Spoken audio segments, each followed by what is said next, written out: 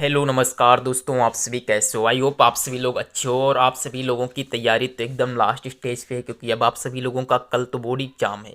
तो आप लोग साइंस के वो क्वेश्चन पढ़िए जो आपसी को सीधे बोर्ड एग्जाम में देखने को मिले। तो दोस्तों आज की वीडियो में मैं टॉप 10 क्वेश्चन बताऊंगा जो आप सभी के बोर्ड एग्जाम में देखने को मिलेंगे, चाहे वो शॉर्ट हो चाहे वो लॉन्ग हो। तो चलिए टाइम को ना नष्ट करते हुए पहले क्वेश्चन की ओर चलते हैं। मेरा पहला क्वेश्चन है कि R1 व R2 प्रतिरोध के दो तार समांतर क्रम में जोड़े जाते हैं तो इनका तुल्य प्रतिरोध होगा। दोस्तों बात ये है कि मैं आपको प्रूफ नहीं कराऊंगा, क्योंकि वहाँ पे प्रूफ पूछेगा ही नहीं इनका आपसे। तो आप लोग सीधे इसके आंसर जानिए।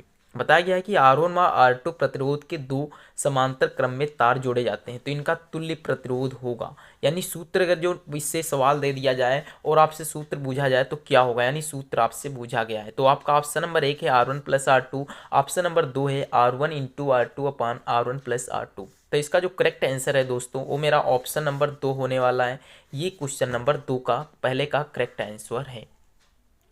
अब मेरा अगला क्वेश्चन है, किसी शब्दकोश में पाए गए छोटे अक्षरों को पढ़ते समय आप निम्न में से कौन सा लेंस पसंद करेंगे। तो मैंने इसमें से बहुत ऑप्शन नहीं लिखे हैं क्योंकि आपका टाइम ना नष्ट हो, क्योंकि अब आप लोगों का वो सुनहरा पल है जो आप सीधे पढ़कर बोर्ड एग्जाम में अच्छे नंबर ला सकते हो। तो किसी शब्दकोश में पाए गए छोटे अक्षरों को पढ़ते समय आप निम्न में से कौन सा लेंस पसंद करेंगे। तो आपका ऑप्शन नंबर 1 है 5 सेंटीमीटर फोकस दूरी का उत्तल लेंस यूज करेंगे। यानी 5 सेंटीमीटर का जो फोकस दूरी का उत्तल लेंस होगा उसी से आप अच्छे जो है अक्षर आपको सही दिखाई देंगे। अगला क्वेश्चन है कि श्वेत प्रकाश को गुजारने पर सबसे अधिक विचलन वाला रंग होगा। आप लोगों ने एक पढ़ा होगा ना, ट्रायंगल इस तरीके से होता है कांच का, और इसमें से सूर्य की श्वेत प्रकाश को क्या किया जाता है, इसमें से प्रवाहित किया जाता है। तो ये अपवर्तन के पश्चात 7 रंगों में विभाजित हो जाते हैं। कितने रंगों में? 7। इस तरीके से ना, 5 और एक ये 6 और एक ये 7, इस तरीके से 7 रंगों में विभाजित हो जाती है। कौन कौन सी होती है याद करने की ट्रिक है, रॉयज ब्यू, क्या है, BIV। इस तरीके से आप याद कर सकते हो, किसी भी आपको यहाँ से पता चल जाएगा। बुझा गया? श्वेत प्रकाश को गुजारने पर सबसे अधिक विचलन वाला रंग होगा। देखिए सबसे अधिक का मतलब क्या होता है, यानी जो सबसे अधिक होगा वो कौन सा होगा, तो आप नीचे से पढ़िए। तो सबसे अधिक कौन सा होगा? ब्लू। फिर उससे कम ये होता है, ये होता है, तो यानी बी ऑप्शन आपका सही है। ए यानी नीला, यानी नीला कलर जो होगा वो सबसे अधिक विचलन वाला कोण होगा। अगला क्वेश्चन है कि आसमान का रंग नीला दिखता है। यानी आसमान का जो रंग है वो नीला किसके कारण दिखता है? प्रकाश के प्रकीर्णन के कारण। अब यहाँ पे एक और क्वेश्चन तैयार हो जाता है कि जो तारे चमचमाते हैं या टिमटिमाते हैं, आप लिख लीजिएगा, तारे टिमटिमाते हैं वो किसके कारण टिमटिमाते हैं? प्रकाश के अपवर्तन के कारण। किसके कारण? प्रकाश के अपवर्तन के कारण। और एक है यहाँ से टॉपिक कि जो जल में, यानी जल में जो पेंसिल होती है उसका टेढ़ा क्यों दिखाई देता है। तो देखिए जल में जो पड़ी हुई पेंसिल का टेढ़ा दिखाई देना वो भी हमारा प्रकाश के अपवर्तन पर घटित होता है। और एक क्वेश्चन होता है यहाँ से कि जो मृगमारीच, यानी जब आप गर्मियों के मौसम में देखते होगे कि रोड पर चलते हो तो मालूम होगा कि बहुत दूरी पर थोड़ा सा पानी भरा लग रहा है, वो क्या होता है? वो भी प्रकाश के परिवर्तन के कारण, यानी मृगमारीच का। आप ये क्वेश्चन ऐसे हल्के में मत लेना, इसमें से आपको एक देखने को मिलेगा। और ये यहाँ से हो सकते हैं, बहुत से क्वेश्चन हो सकते हैं, मैंने जितने याद आया इस टाइम वो बता दिए। अगला क्वेश्चन है कि एक तत्व ए की पावर -2 का, मतलब एक तत्व है वो ए की पावर -2 का परमाणु क्रमांक 8 है और उसका परमाणु क्रमांक कितना है? 8 है। तो ए स्क्वायर में कुल कितने इलेक्ट्रॉन है? यहाँ से दोस्तों ये हटाइए, इस तत्व का नाम है ए केवल, और यहाँ पे -2 लगाइए। पूछ रहा है इसमें कितने इलेक्ट्रॉन है। ध्यान रखिएगा, जब ए की पावर -2 करे तो इसका मतलब है कि वो इलेक्ट्रॉन क्या कर रहा है? ग्रहण कर रहा है। क्या कर रहा है? ग्रहण कर रहा है। अगर जो प्लस लगा हो तो इसका मतलब है कि वो त्याग रहा है। तो देखिए समझिए, इसके पास कितने इलेक्ट्रॉन है? 8। कितने ग्रहण कर रहा है? 2। तो कितने हो गए? 10। यानी करेक्ट आंसर कितना हो गया? 10। कंफ्यूज मत होइएगा, माइनस की पावर ये मत समझ लेना कि वो ग्रहण त्याग रहा है, नहीं, माइनस का मतलब होता है ग्रहण कर रहा है, माइनस। अगला क्वेश्चन है, मेथिल ऑरेंज विलयन का रंग अम्लीय माध्यम होगा। मेथिल ऑरेंज का जो है उसका अम्लीय माध्यम कैसा होगा? गुलाबी होगा, लाल होगा, नहीं गुलाबी नहीं, पीला। तो इसका करेक्ट आंसर दोस्तों कौन सा होगा? लाल होगा। क्या होगा? लाल होगा, ना गुलाबी और ना ही पीला। चलिए नेक्स्ट क्वेश्चन पे चलते हैं। नेक्स्ट क्वेश्चन वेरी इंपॉर्टेंट है, आप लोग ध्यान से पढ़िएगा। क्वेश्चन है कि निम्न में से कौन प्रोपेनॉन का क्रियात्मक समूह है। प्रोपेनॉन, ये समझिए CHO लगा हुआ है, इधर COOH लगा हुआ है, इधर C और डबल बॉन्ड O लगा हुआ है।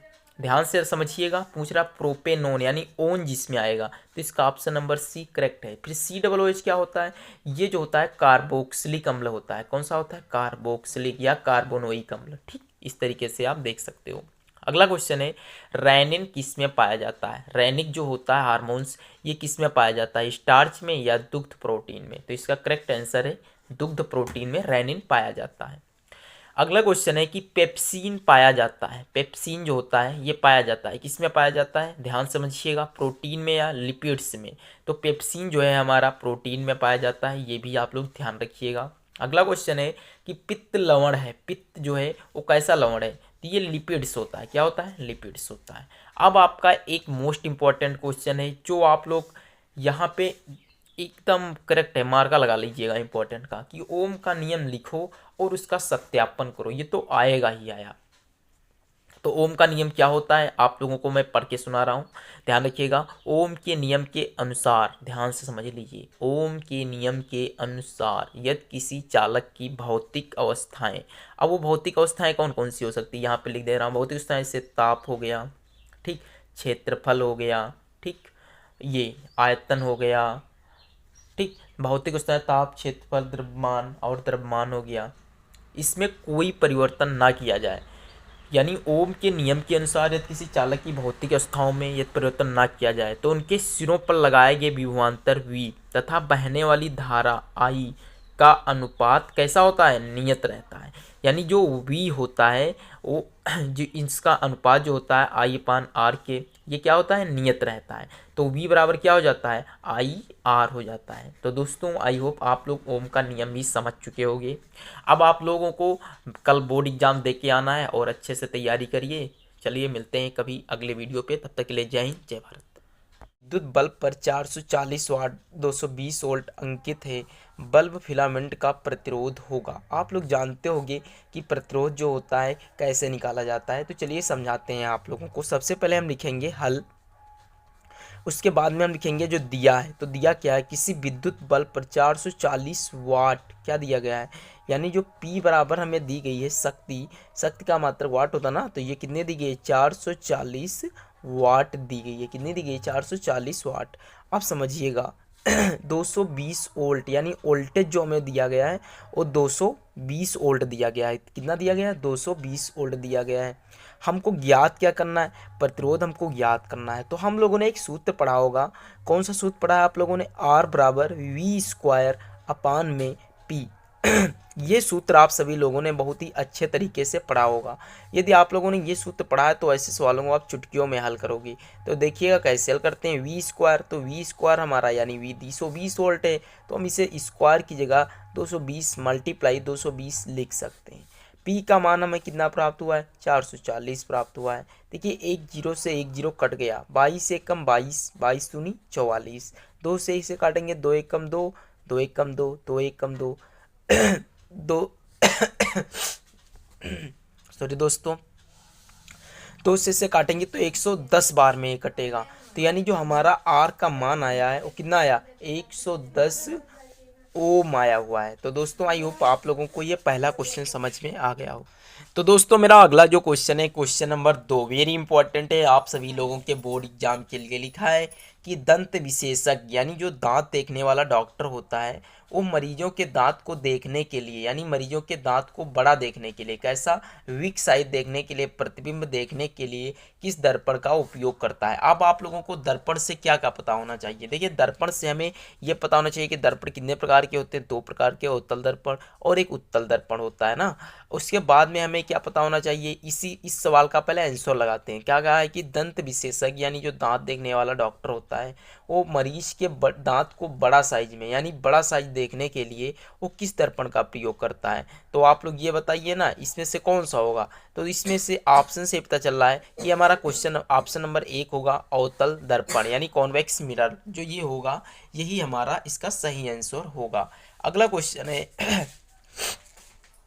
लेंस से देखने पर अंतरिक्ष काला दिखाई देता है। अब आप लोगों को ये पता होना चाहिए कि लेंस से देखने पर, कौन से लेंस से देखने पर आंतरिक्ष, ये थोड़ा सा गड़बड़ लग रहा है, ये यहाँ पर लेंस से काट दीजिएगा। यहाँ पे होगा कि आंतरिक्ष से देखने पर जो है बादल कैसा दिखा, आंतरिक्ष जो हमें चंद्रमा से देखने पर कैसा दिखाई देता है, तो काला किसके कारण दिखाई देता है, वो प्रकाश के परिकिरण के कारण दिखाई देता है। तो आई होप आप लोगों को थर्ड क्वेश्चन भी समझ में आया होगा। अगला क्वेश्चन है कि लेंस की शक्ति का मात्रक है, यानी लेंस जो है उसकी शक्ति का क्या मात्रक है। तो देखिए दोस्तों, ओम किसका मात्रक होता है, ओम हमारा प्रतिरोध का मात्रक होता है। किसका मात्रक होता है, प्रतिरोध का मात्रक होता है। डायोप्टर लेंस की क्षमता का मात्रक है, यानी यही हमारा करेक्ट आंसर है। डायोप्टर को कैपिटल डी से भी दर्शाया जाता है और आप डायोप्टर भी लिख सकते हो। इस तरीके से आपका अगला क्वेश्चन है कि आंख के स्पष्ट दृष्टि की न्यूनतम दूरी, आपसे ध्यान समझिएगा, स्पष्ट दृष्टि की न्यूनतम यानी सबसे कम, जैसे मैं इस पेन को देख रहा हूँ, आप कितनी इसे नज़दीकी से देख सकते हो ये पूछा गया ना। तो आंख की स्पष्ट दृष्टि की न्यूनतम दूरी कितनी होती है, -25 सेंटीमीटर। कितनी होती है, -25 सेंटीमीटर। प्लस का 25 सेंटीमीटर नहीं होगी दोस्तों, ध्यान रहिएगा, भावनाओं में मत भइएगा। चलते हैं अगले क्वेश्चन। तो ये दोस्तों मेरा नेक्स्ट क्वेश्चन है, क्वेश्चन नंबर 6 की विद्युत परिपथ में विभवांतर किसके द्वारा प्रदान किया जाता है। आप लोगों ने विद्युत चैप्टर पढ़ा होगा, विद्युत धारा किसे कहते हैं, एकांश में जब बहने वाले इलेक्ट्रॉन को हम धारा कहते हैं, ठीक। प्रत्येकांक संघ, इस तरीके से आप लोगों ने बहुत सी धाराएं पढ़ी होगी। इसमें पूछा गया है कि विद्युत परिपथ में विभवांतर किसके द्वारा प्रदान किया जाता है। यानी आप लोगों ने सेल चैप्टर पढ़ा होगा, यानी सेल मतलब बैटरी पढ़ी होगी ना, तो इसमें बैटरी में पढ़ा होगा, इसमें दो एनोड और कैथोड पाए जाते हैं। तो ये बुझा है कि विद्युत परिपथ में विभवांतर किसके द्वारा प्रदान किया जाता है। तो इसका सही आंसर है ऑप्शन नंबर ए, विद्युत बैटरी। अगला क्वेश्चन है कि किस विद्युत धारावाही सीधी लंबी प्रणालिका के भीतर चुंबकीय क्षेत्र, कह रहा है कि एक धारावाही से लंबी धारावाही ये है। इसमें पूछा गया है कि धारावाही सीधी लंबी प्रणालिका के भीतर चुंबकीय क्षेत्र पूछ रहा है शून्य होता है या सभी बिंदुओं पर समान होता है। जिससे मैंने एक चुंबक की छड़ ली, क्या ली, चुंबक की छड़ ली। ध्यान से समझिएगा, मेरे पास एक ये चुंबक की छड़ है और ये मेरे पास लोहे की छड़ है। मैं इसके यहाँ पास लाऊंगा तब भी ये अपनी ओर आकर्षित करेगा, यहाँ लाऊंगा फिर भी आकर्षित करेगा। तो इसका मतलब क्या है कि सभी जगहों पर समान होता है ना। तो इसके लिए ऑप्शन नंबर बी करेक्ट होगा दोस्तों। अगला क्वेश्चन है, ओम का नियम कौन से चालकों पर लागू होता है। यहाँ से आप लोगों को पता होना चाहिए कि ओम का नियम किसे कहते हैं। तो आप लोग याद रखिएगा कि ओम के नियम के अनुसार यदि किसी चालक की भौतिक अवस्थाएं से तापमान, द्रव्यमान और उसके आयतन में परिवर्तन ना हो तो उनके सिरों पर लगाया गया विभवांतर V तथा बहने वाला धारा I का अनुपात कैसा रहता है, नियत रहता है ना दोस्तों। तो आप लोगों ने सूत्र पढ़ाई होगा कि ओम का नियम क्या होता है, V बराबर IR। ये दोस्तों सूत्र आप लोगों ने खूब बहुत ही अच्छे तरीके से लर्न किया हुआ है। तो इसका जो करेक्ट आंसर कि ओम का नियम कौन से चालकों पर लागू होता है, तो option number A, aluminium, copper, iron जैसे चालकों पर लागू होता है दोस्तों। अगला क्वेश्चन है कि बेंजीन का संरचनात्मक सूत्र, वेरी इंपॉर्टेंट है, आप सभी के बोर्ड एग्जाम में देखने को 100% मिलेगा।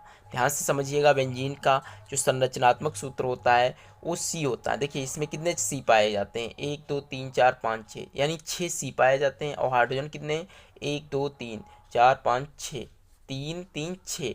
तो आप इसे इस तरीके से भी लिख सकते हो, क्या लिख सकते हो, C6H6, इसे भी बेंजीन कहा जाता है। तो आई होप आप लोगों को बेंजीन भी समझ में आ गया होगा। ये देखिए दोस्तों, और ये दोनों सेम है, बस आप लोग ध्यान से समझते रहिएगा। अगला क्वेश्चन है, लास्ट क्वेश्चन है और वेरी इंपॉर्टेंट क्वेश्चन है। पृथ्वी के भू प्रॉपर्टी में प्राकृतिक रूप से पाए जाने वाले तत्वों या यौगिक को कहते हैं।